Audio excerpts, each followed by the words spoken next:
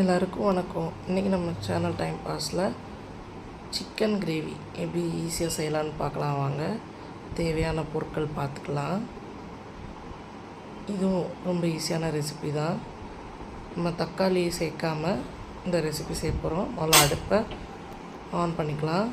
இப்போது தேவையான அளவு எண்ணெய் சேர்த்துக்கலாம். எண்ணெய் சூடானதும் இப்போ நம்ம சோம்பு போட போகிறோம். சோம்பு போட்டாச்சு. சோம்பு நல்லா பொரியட்டும். இப்போது நம்ம கருவேப்பிலை சேர்த்துக்கலாம். கருவேப்பிலை நல்லா பொரியட்டும். இப்போது வரமிளகாய் சேர்த்துக்கலாம். நான் காஷ்மீர் மிளகாய், நம்ம நார்மல் ரெட் சில்லி ரெண்டுமே சேர்த்துருக்கேன். அப்போ தான் கலர் இருக்கும், காரமும் ஓரளவு நார்மலாக இருக்கும். அதை நல்லா வதக்கி விட்டுடலாம். நல்லா வதங்கட்டும். கருகாமல் மட்டும் பார்த்துக்கோங்க. இப்போது அடுத்து நம்ம ஆனியன் சேர்த்துக்கலாம். நான் இன்றைக்கி சின்ன வெங்காயம் சேர்த்துக்கிறேன். சின்ன வெங்காயம் இல்லாதவங்க இந்த பெரிய வெங்காயமும் சேர்த்துக்கலாம், நல்லா தான் இருக்கும். பட் இந்த இதுக்கு சின்ன வெங்காயம் சேர்த்தா நல்லாயிருக்கும். நல்லா வதக்கி விட்டுக்கலாம். கொஞ்சம் லைட் ப்ரௌன் வர அளவு வதக்கிக்கலாம்.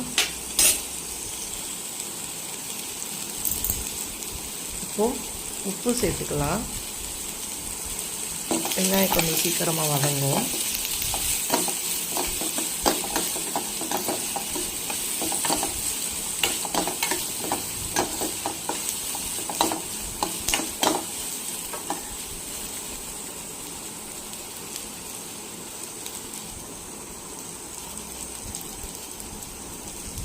இப்போது நம்ம மஞ்சள் தூள் சேர்த்துக்கலாம்.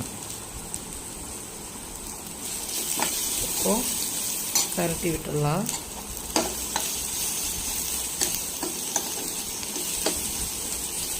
மஞ்சள் தூள் பச்சை வாடை போகிற வரைக்கும் வதக்கிக்கலாம்.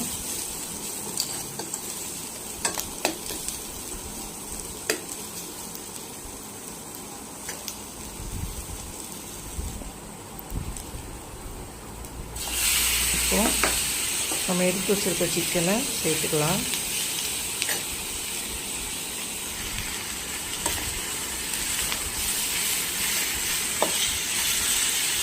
நானே கேமரா பிடிச்சிட்டு என்னால் சரியாக கிண்ட முடியலை. ஸோ கிண்டி விட்டு கட் பண்ணி தான் எடுத்துருக்கேன். இப்போது நல்லா வதக்கி விட்டாச்சு. அந்த ஆயில், அந்த சில்லி, அந்த ஆனியன்ஸ் எல்லாமே எல்லா பக்கமும் சேர்கிற மாதிரி நல்லா வதக்கிக்கோங்க.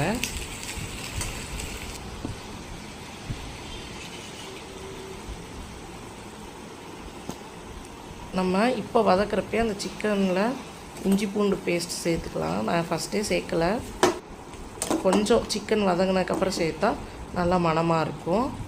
ஸோ அந்த பச்சை வாடை போகிற வரைக்கும் சிக்கனை வதக்கிக்கலாம்.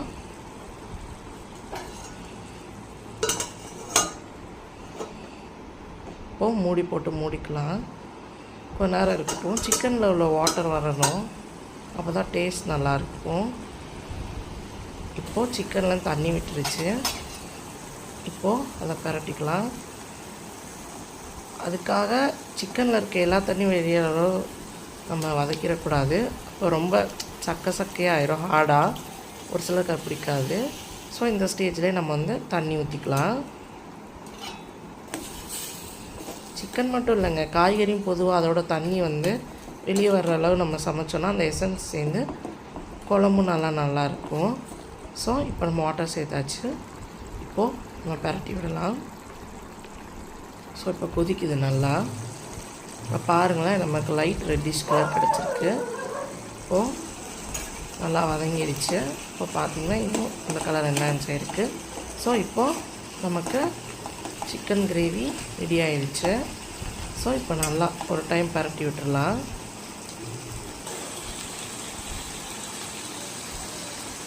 இப்போது நம்ம ஒரு சின்ன பீஸ் லெமன் ஸ்க்வீஸ் பண்ணிக்கலாம். ஏன்னா நம்ம தக்காளி சேர்க்கல இல்லையா.